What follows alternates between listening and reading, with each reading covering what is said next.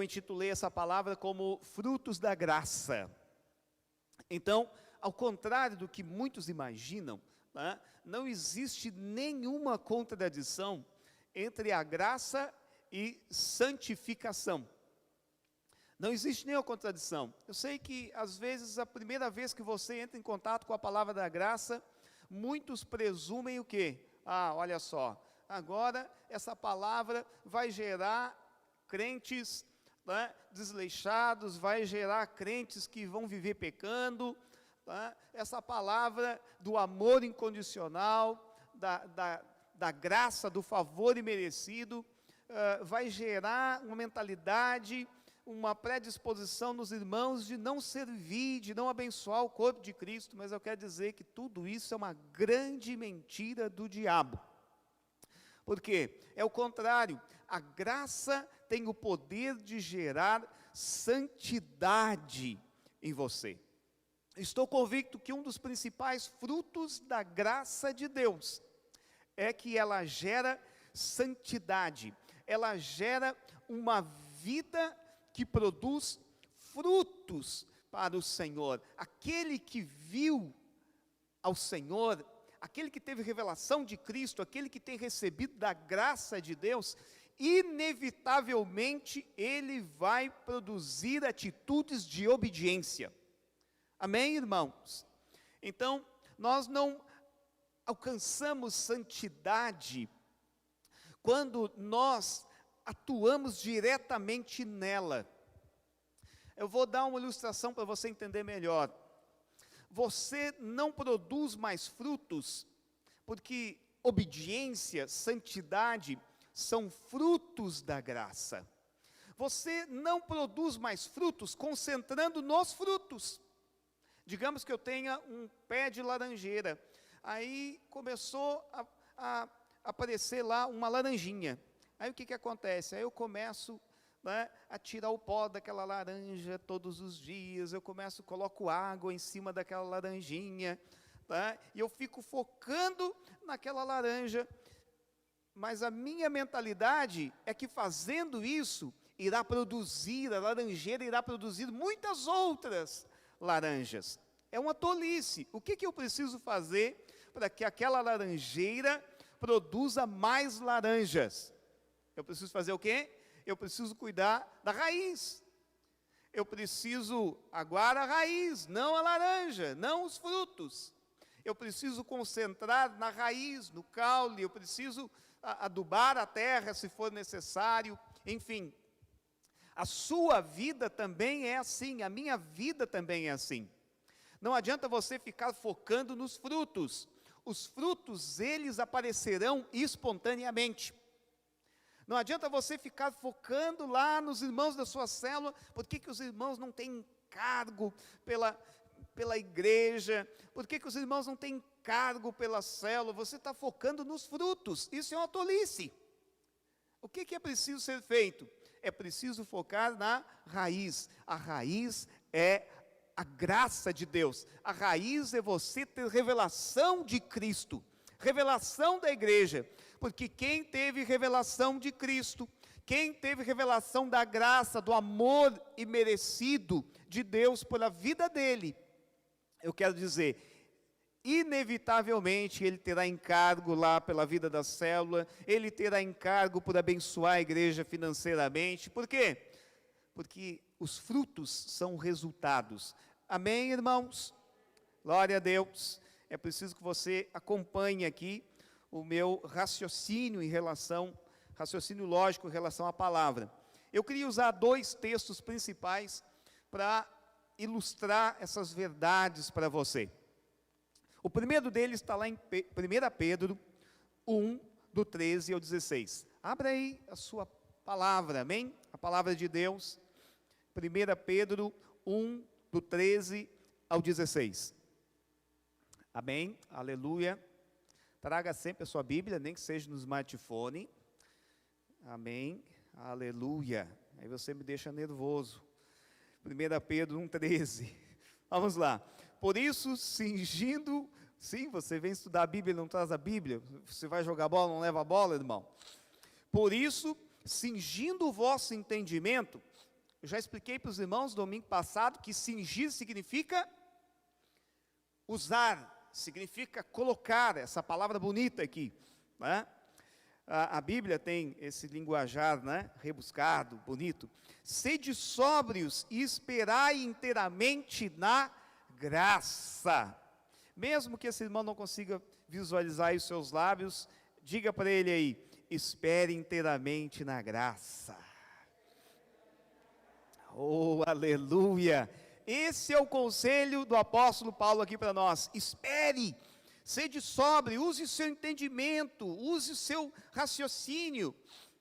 Tudo começa na graça, é o que Paulo está dizendo. Tudo começa com a revelação de Cristo na sua vida. Continuamos. Que vos está sendo trazida na revelação de Cristo. Então, a graça é consequência do quê? De você enxergar Cristo.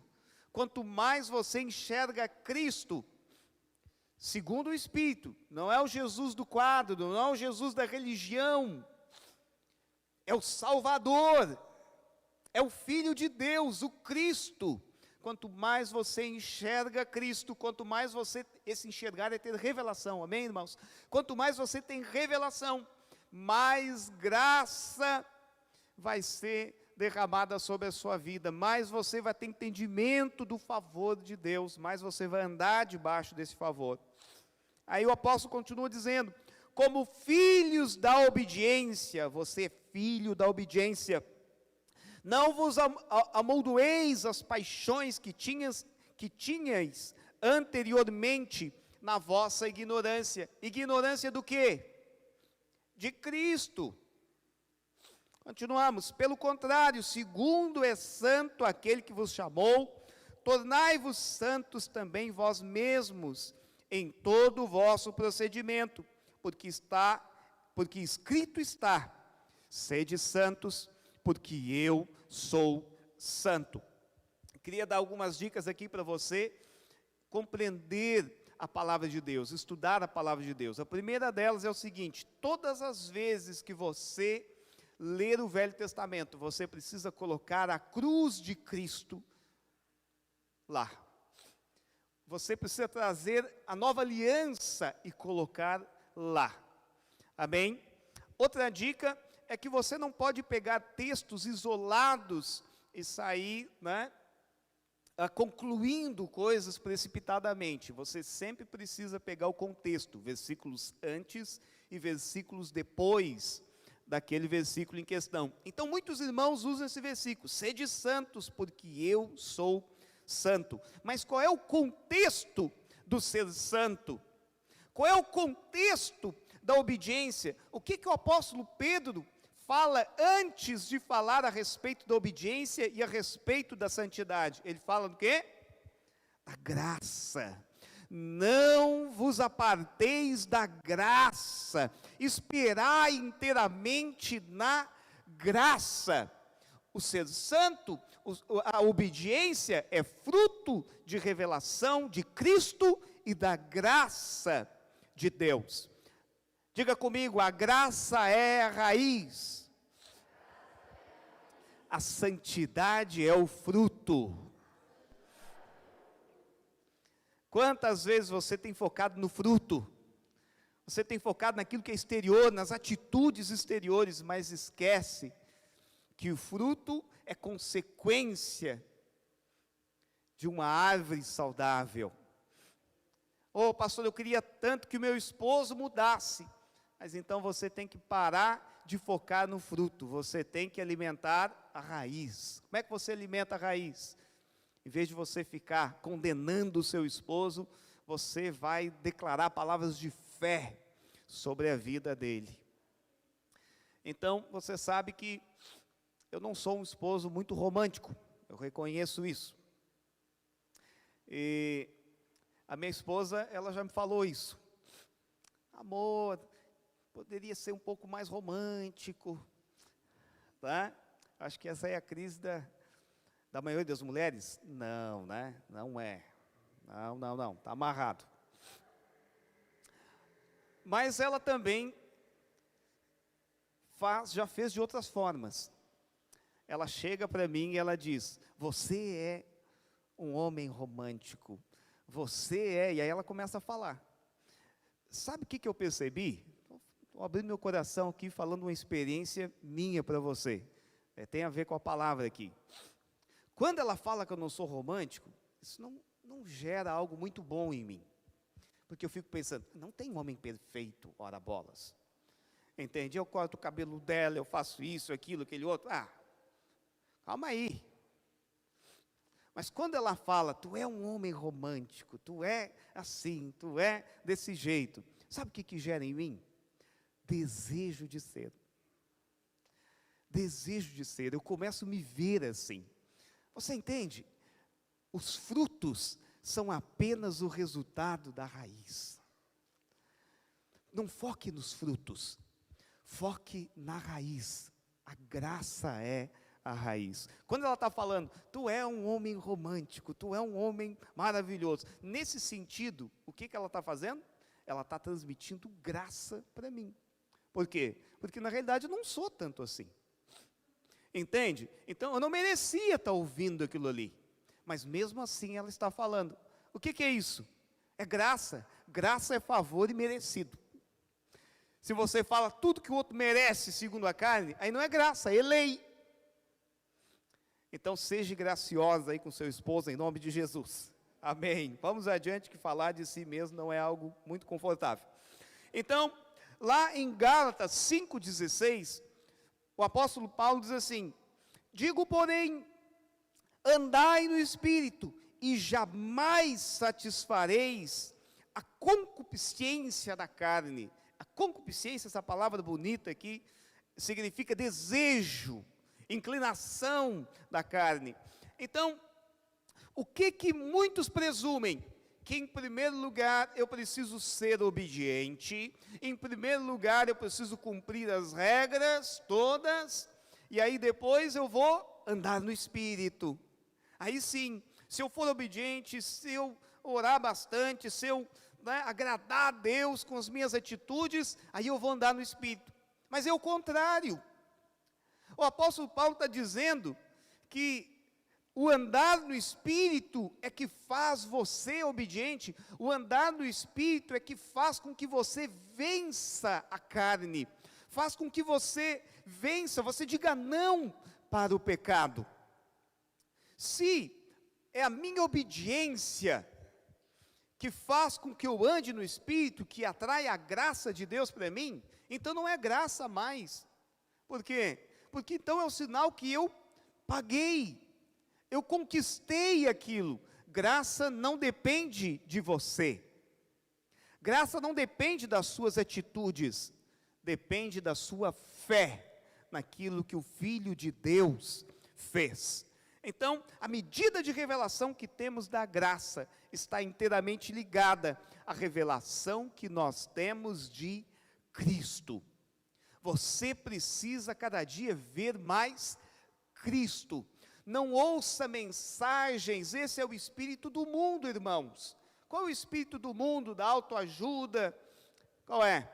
Você pode, você tem que fazer isso, fazer aquilo, fazer aquele outro. Como nós gostamos desse tipo de mensagem, né? Então, 10 passos para um casamento feliz. Você diz, rapaz, não posso perder, cara. Entendeu? 10 passos, só 10 passos, eu estou aqui numa situação difícil do meu casamento, vou lá, eu tenho que ouvir essa palavra do pastor, entende? Olha só como a nossa carne gosta dos 10 passos, gosta de... Quero dizer uma coisa para vocês, tudo é lei, não tem problema, podemos colocar aí o título 10 passos para o sucesso do casamento, isso é só um título para chamar a atenção das pessoas, mas eu quero dizer, não foque nisso, ouça mensagens que falam a respeito de Cristo, ouça mensagens que falam a respeito do sacrifício de Cristo, que falam do Evangelho. Por quê? Porque é isso que é a raiz. Quanto mais você vê Cristo, mais você vai ser transformado, mais você vai vencer o pecado. Então, o pecado é algo, o pecado sexual mesmo, né, irmãos? Isso é uma luta, né? na vida de todos nós. O pecado sexual, quanto mais você pensa que você não pode pecar, mais vontade dá de você fazer. Você já parou para pensar? Quanto mais você quer colocar os passos em prática, não, tem que fazer assim, eu tenho que fazer assado, aí vai dar certo, né? E aí parece que mais vontade dá de você fazer. Por quê? Porque isso é lei. Você tem que ter revelação de Cristo. Aí tem irmão que vem aconselhar, problema do casamento. Eu digo, irmão, você tem que ver Jesus, tem que ser cheio de Deus. Ah, o pastor sempre com isso. Eu queria um espaço prático.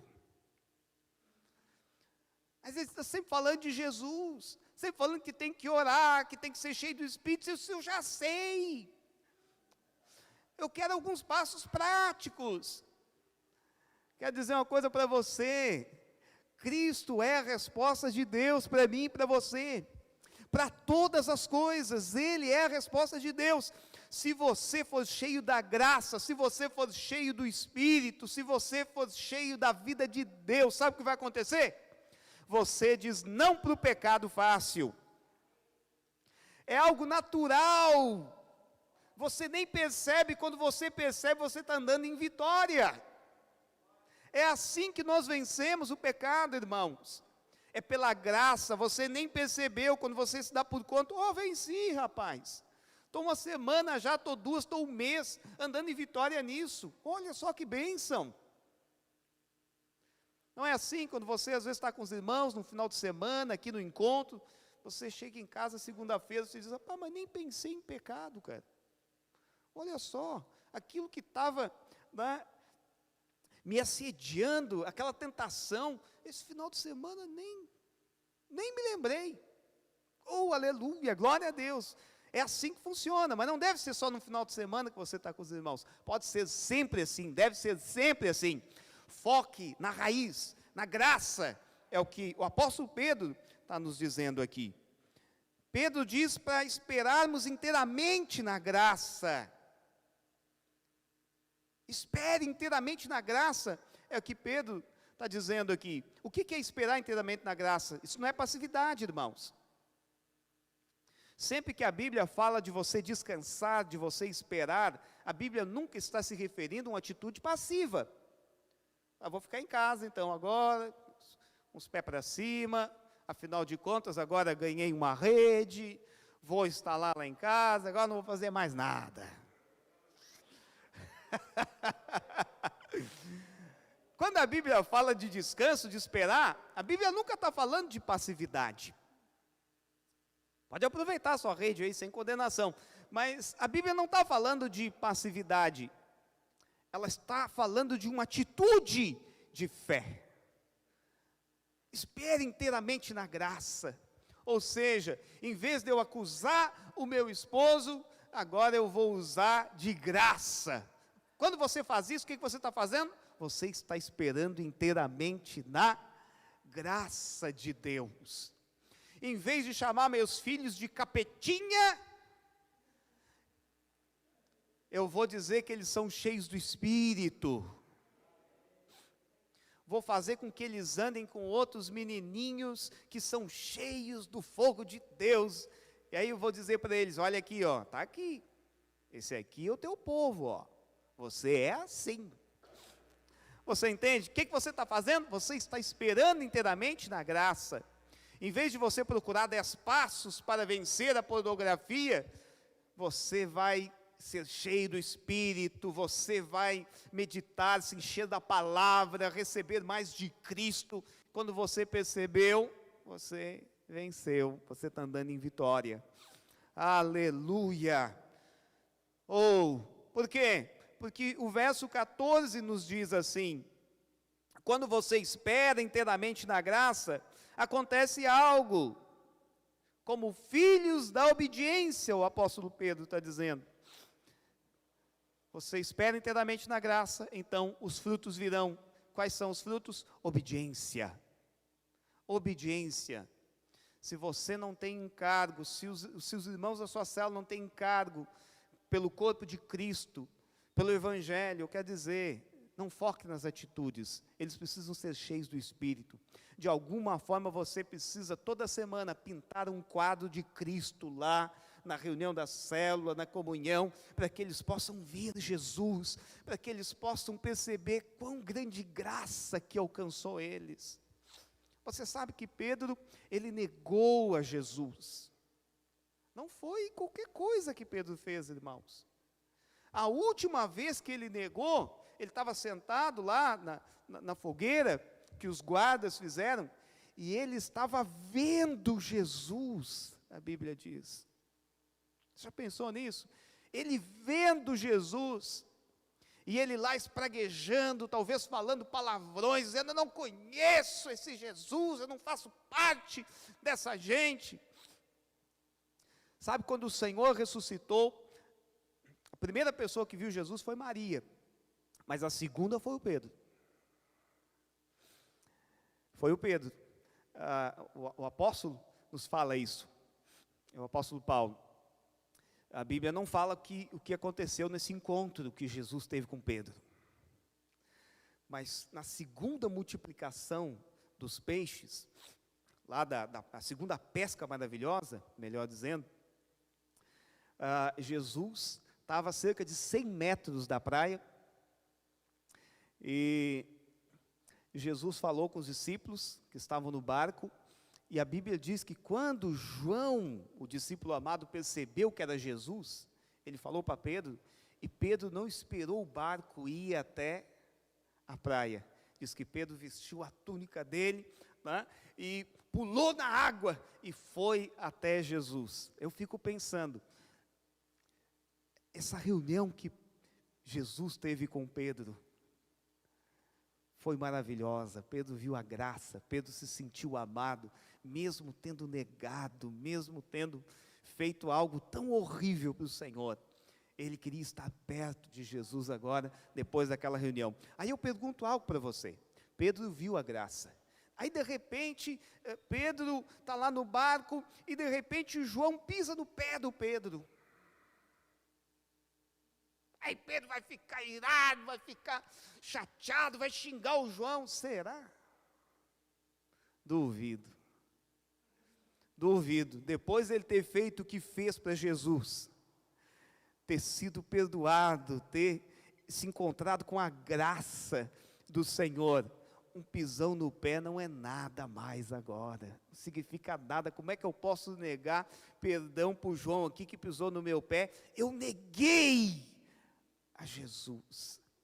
Todos nós éramos perseguidores do Evangelho, irmãos, de uma forma ou outra, mas o Senhor nos achou com graça, o Senhor escolheu você, o Senhor chamou você, o que você merecia era o inferno, mas o Senhor salvou você. Como que você pode ficar parado diante disso? Não fica. Quando você compreende isso, quando você tem revelação dessas verdades, você não fica parado, você quer fazer alguma coisa, você vai obedecer, você vai servir os irmãos, você vai abençoar o corpo de Cristo, você vai entregar a sua vida. Por quê? Porque como que você paga a vida eterna que você recebeu? Como? Não há como pagar. O máximo que nós podemos fazer é atitude de gratidão. Aleluia, glória a Deus.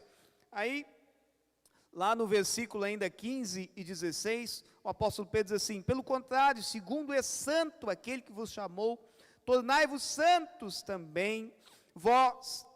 Então, a palavra santo, o contrário de santo não é pecado, apesar de estar lá no dicionário, mas na Bíblia não é esse o significado de santo.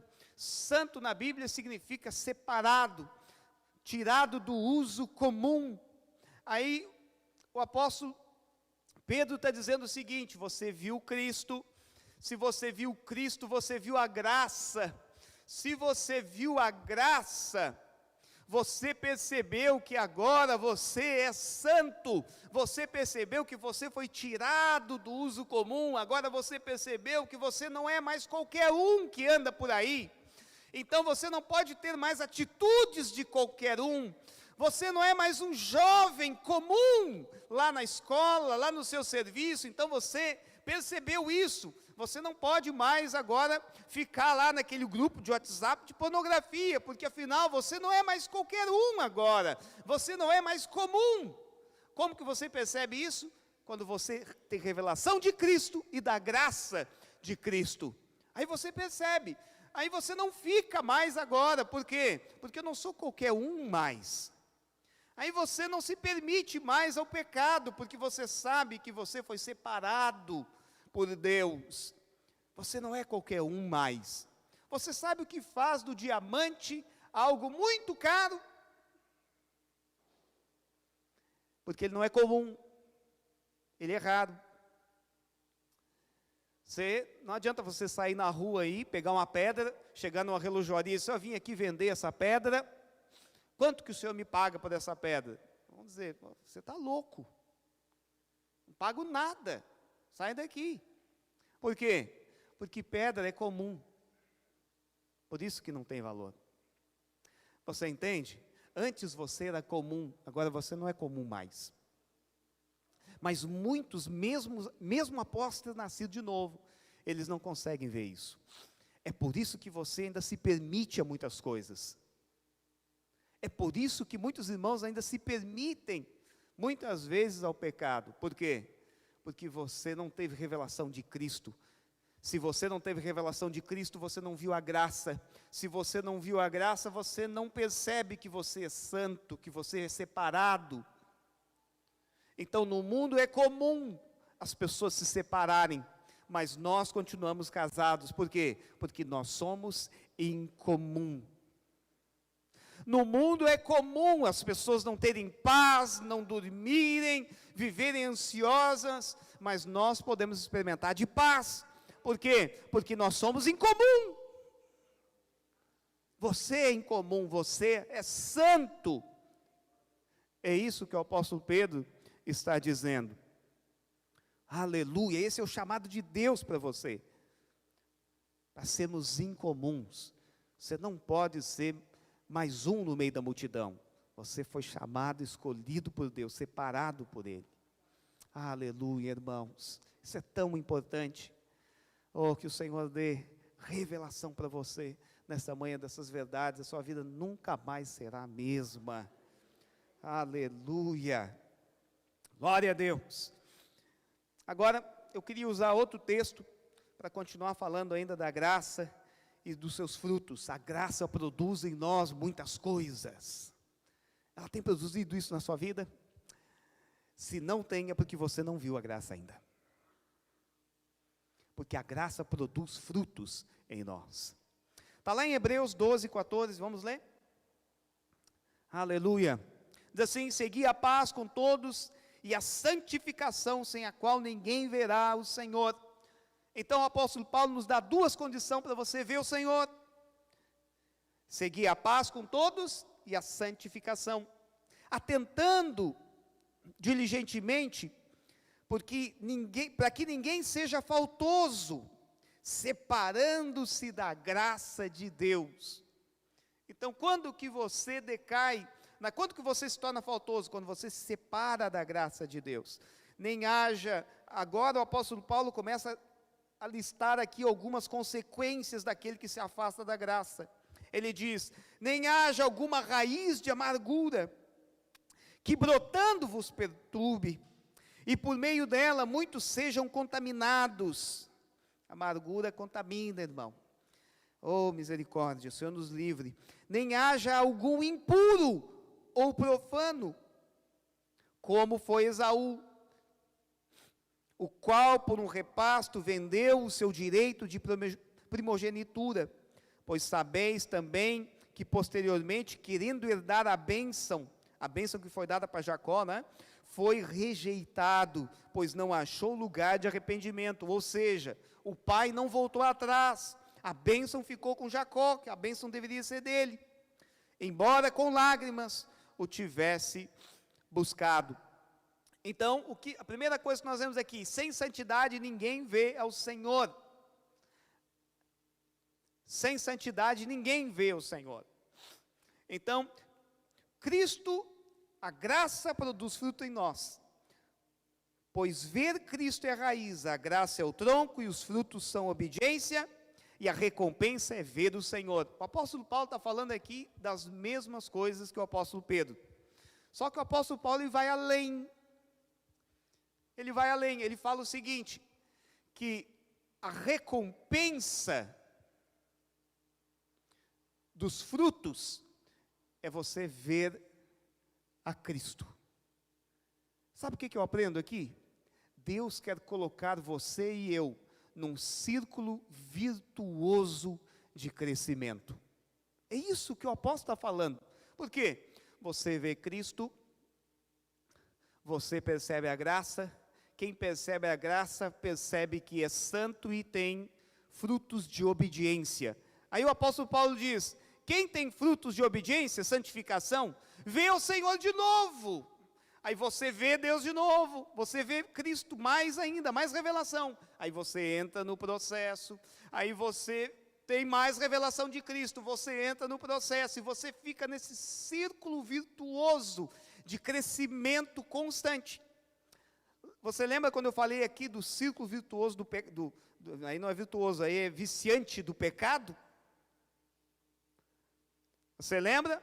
Satanás também coloca você nesse círculo vicioso do pecado, mas Deus quer colocar você no círculo virtuoso do crescimento, onde cada dia você vê mais Cristo, e esse ver Cristo, você percebe a santidade, você é obediente, você vê Cristo, você recebe mais graça, você é obediente, aí você vê Cristo, porque a recompensa é você ver mais de Cristo, é o que o apóstolo Paulo está dizendo. Olha aqui, seguir a paz e a santificação, sem a qual ninguém verá o Senhor. A recompensa é você ver o Senhor. Aleluia. Aí Paulo menciona duas condições para ver. Primeira delas, paz com todos. Lá em Colossenses 3,15, o apóstolo fala que a paz é o hábito em nosso coração. Ele diz assim, seja a paz de Cristo o hábito em vosso coração, a qual também fostes chamados em um só corpo, e sede agradecidos. Então, essa paz com todos aqui é o seguinte, eu tenho paz do meu espírito em relação a todos os meus relacionamentos. Eu tenho paz naquilo que eu estou fazendo, eu tenho paz naquilo que eu estou edificando, eu tenho paz com quem eu estou andando, eu tenho paz. A paz precisa ser o hábito no nosso coração. Eu vou dar um exemplo para você. Digamos que tem algum irmão lá na sua célula que ele está tendo uma atitude rebelde. Quando é que você vai ter paz? O que dá paz para você? A paz é de você ir, sentar e confrontar aquele irmão. Exortar ele em amor. Se você não faz isso, você diz, não, deixa, com o tempo ele vai mudar, eu não vou fazer. Aí o que acontece? Aí a paz vai embora. Paulo diz que para você ver o Senhor, você precisa ter paz. Essa é a primeira condição, paz para com todos os seus relacionamentos. Você entende? Então digamos que você está magoado comigo que sou seu pastor. Você sente paz para quê? Para vir conversar, para que nós possamos nos perdoar. Você precisa ter paz. Você tem paz no seu relacionamento com seu esposo, com seu cônjuge, em casa? Tem paz? Eu tenho paz. Aleluia. Quando eu estou indo para casa, sinto paz. Estou indo para um lugar de descanso. Estou indo para um lugar onde eu me sinto bem. Tenho paz. Paulo diz que é preciso que você tenha paz com todos. Esse é o primeiro critério. A segunda exortação, Paulo diz que é importante, atentando diligentemente, porque ninguém seja faltoso e se separe da graça de Deus. A segunda condição que Paulo coloca é que você não se afaste em momento nenhum da graça de Deus.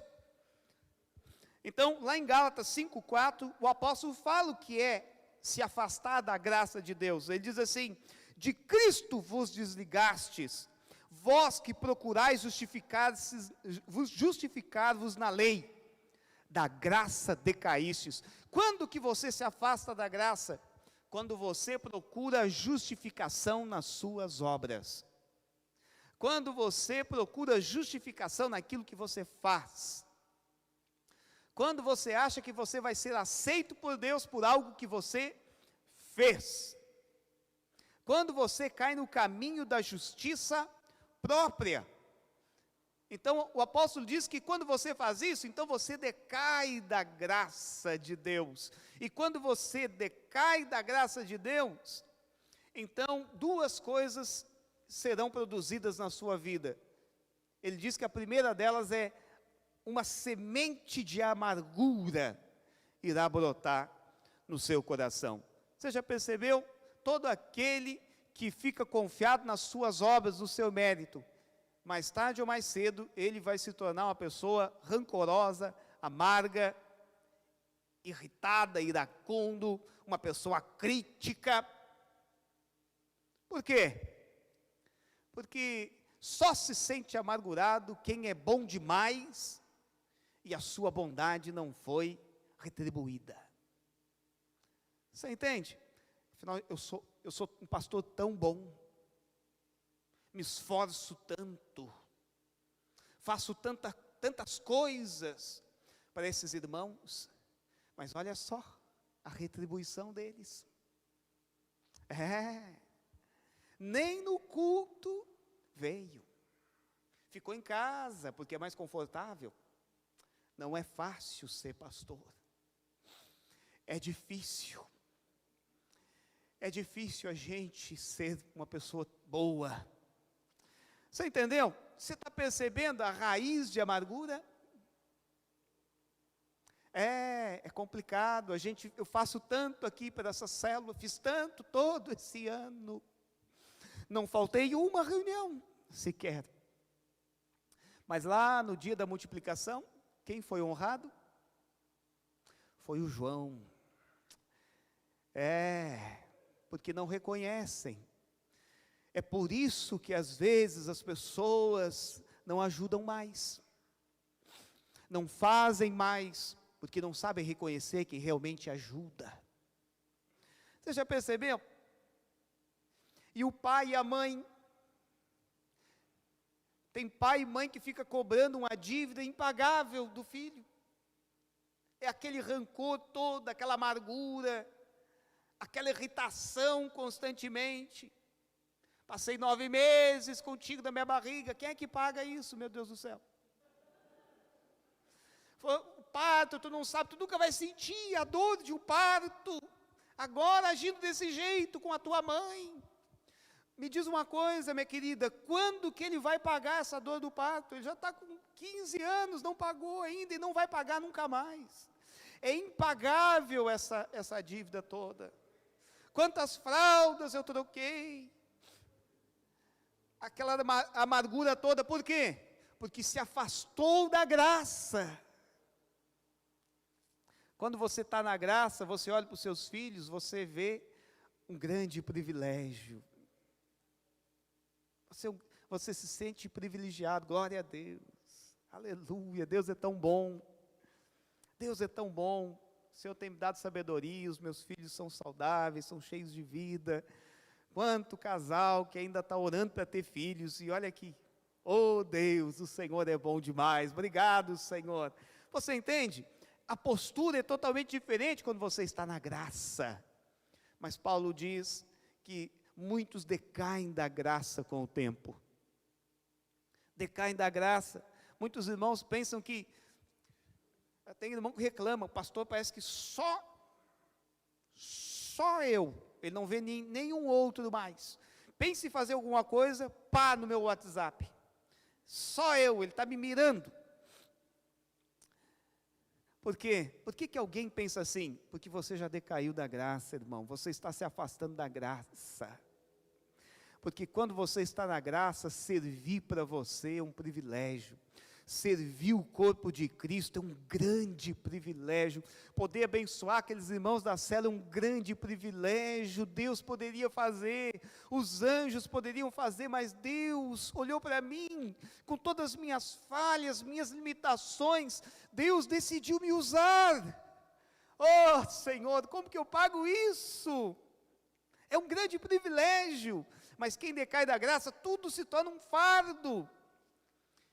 E Paulo diz, ele vai se tornar rancoroso em algum momento. Aí depois o apóstolo fala, e aqui é algo que Deus realmente falou muito comigo, a segunda característica de quem decai da graça é depravação sexual. Você já pensou nisso? Eu nunca tinha associado essas coisas, mas é o que o apóstolo está dizendo, que aquele que decai da graça, surge uma semente de amargura, de rancor, e depois ele, consequentemente, ele vai cair na pornografia, em pecados sexuais. Às vezes nós temos algum irmão que está com problema, pornografia, problema na área sexual, e nós falamos do pecado, irmão, você tem que lidar com o pecado assim, mas na realidade, é a graça, é a graça de Deus, é você ter revelação de Cristo, é você ser cheio do Espírito que faz você viver em vitória, em relação à área sexual da sua vida. Oh, aleluia, oh Deus, fala conosco, Senhor. Então, Esaú pensava que ser um caçador, porque é isso que a Bíblia diz, Esaú, porque o apóstolo Paulo usa aqui a ilustração de Esaú, tá? Em relação aqui a pecado sexual. Esaú se considerava um caçador, um homem, né, melhor que o irmão dele. Isso é justiça própria. E aí Esaú vendeu a primogenitura dele, lá pelo prato de lentilha, você já sabe dessa história, e a Bíblia diz que Esaú depois procurou o pai, para que o pai revertesse a bênção que tinha dado para Jacó, mas ele não conseguiu. E aí Esaú encheu o coração dele de rancor, de amargura. E aí a Bíblia diz que depois Saul começou, né, a ter relacionamentos sexuais com mulheres que nem do povo de Israel eram. Olha só, olha a sequência aqui que o apóstolo está nos mostrando aqui. Oh, aleluia. Nós poderíamos resumir esse texto que eu li com você da seguinte forma: atentando para que ninguém se separe da graça de Deus, senão haverá raiz de amargura e impureza na sua vida. Uma vez que isso acontece, não buscaremos ter paz com todos os homens e nem teremos santidade. Aqui, esse versículo, os versículos que eu li para você poderiam ser resumidos assim. Eu vou ler de novo, para nós encerrarmos.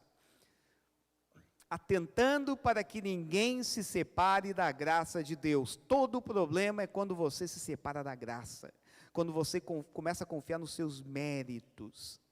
Senão haverá uma raiz de amargura e impureza na vida daquele que se afasta da graça. Uma vez que isso acontece, você não consegue cumprir as duas condições para ver o Senhor, que é ter paz e viver em santidade. Você corta o círculo virtuoso de crescimento de Deus sobre a sua vida. Amém? Vamos ficar em pé, glória a Deus. Aleluia. Eu queria encerrar falando aqui de mais uma história bíblica. Não se sabe se foi uma parábola apenas que Jesus contou, ou se realmente foi algo que aconteceu. Eu acredito que foi algo que aconteceu. Está lá em Lucas 15, a parábola do filho pródigo. A Bíblia diz que o filho mais novo teve um dia que ele pediu a herança para o pai. E ele foi parar a comer com porcos. Mas nem a lavagem dos porcos queriam dar para ele. Naquele dia ele lembrou dos servos do pai dele, que comiam melhor do que ele. Aí você pode pensar, pastor, agora sim, né? Ele não voltou para casa por causa do amor do pai. Porque ele diz, o papai deve estar com saudade, eu estou com saudade de casa também, vou voltar para casa. Não, eu vou voltar para casa porque eu quero uma situação melhor, eu preciso de comida, eu estou numa situação, olha só. E aí a Bíblia diz que esse jovem, ele voltou para casa. Quando chegou lá, o pai não quis saber o porquê que ele estava voltando, o pai não quis saber o que ele tinha feito, o pai simplesmente saiu ao seu abraço. Essa é a minha história, a sua história. Eu não sei o motivo pelo qual você veio para a vida da igreja, mas a gente não veio para a vida da igreja assim, eu quero saber o que está no coração de Deus para mim. Não, você veio talvez para ter um ambiente melhor para sua família. Outros vieram para casar. Não adianta, casar tem que ir para a igreja, conseguir uma menina de Deus, essas gurias aí da balada tá complicado. Outros vieram porque você precisava de paz, você não tinha paz. E aí por diante, mas não importa. Eu também vim por um motivo assim, eu não tinha paz.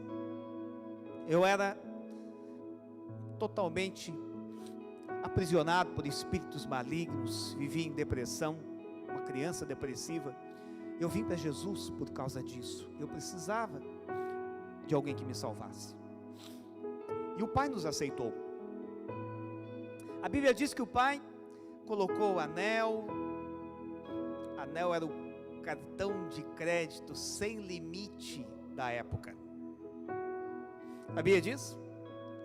A Bíblia diz que o pai deu vestes novas para aquele filho, sandálias, um novo caminhar, matou um novilho cevado e fez uma grande festa para aquele filho. Mas aí o irmão mais velho estava trabalhando, ele ouviu o barulho da festa e chegou para os servos e perguntou: o que está acontecendo aí? Você sabe que quem vive amargurado, quem vive cheio de rancor, nenhuma festa ele consegue identificar, porque não tem festa. A vida não é fácil, é muita tribulação. Aquele filho mais velho chegou e perguntou: o que está acontecendo aí? Você está percebendo? Esse é o primeiro sinal de quem se afasta da graça e quem vive na justiça própria. A raiz de amargura. O filho mais velho, ele estava amargurado, ele estava rancoroso. Aí disseram: o teu irmão mais novo que tinha ido embora voltou. Aí ele procurou o pai, e ele nem disse: o meu irmão, pai. Ele disse: esse teu filho. Tem esposo que, ou esposa, quando o filho está aprontando alguma coisa, diz: olha o que teu filho está fazendo. Esse teu filho, pai, saiu, gastou tudo com prostituta.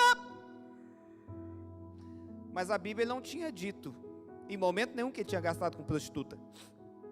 A gente presume que provavelmente gastou. A Bíblia tinha dito apenas que ele tinha gastado tudo dissolutamente. Mas o filho mais velho, a única coisa que o filho mais velho falou é que o filho mais novo tinha gastado tudo com prostituta. Sabe por quê? Porque geralmente aquilo que você acusa o outro, é o que você está sofrendo. Esse jovem aqui, esse filho mais velho, ele tinha problemas na sua vida sexual. Aqui nós vemos a segunda consequência de quem se afasta da graça e vive pela justiça própria. Ele começa a cair em questões sexuais. E aquele jovem, ele não pôde e não quis entrar para a festa. Olha só. Oh Deus. Hoje o Senhor nos aceita como filhos. Como filhos. Hoje eu quero que você dependa inteiramente da graça de Deus a partir de hoje. Porque às vezes nós caímos também nisso. A gente olha para aquele irmãozinho que chegou ontem na vida da igreja e você diz: olha só, chegou ontem, mas já recebeu isso, já recebeu aquilo, já está assim. Quanto tempo que eu estou aqui? Você é o irmão mais velho. Não aceite isso na sua vida. Dependa da graça. Entre e festeje junto. Glória a Deus. O Pai é o mesmo. Se Deus deu para ele, é porque Deus também já me deu. É só uma questão de tempo. O pai diz isso para o filho: meu filho, tudo que tem aqui é teu. Você poderia ter pegado esse novilho cevado e feito festa o dia que você quisesse com seus amigos. Tudo que o pai tem é teu. O pai é rico. Nosso pai é rico, irmãos. O filho pediu a parte da herança, voltou, mas o pai continuou rico. O pai poderia dar tudo de novo para o filho. O seu pai é rico. Não há limites para aquilo que Deus possa fazer por mim e por você. Esse é o círculo virtuoso que Deus está colocando você nesses dias. Cada culto você verá mais a Cristo, você terá mais revelação dessa graça, desse favor. E quanto mais isso acontece, mais você vai ver Cristo, mais você vai ver o amor. Porque esse amor, você não entende a profundidade, a altura, nem a largura do amor de Deus por nós. É preciso apenas desfrutar.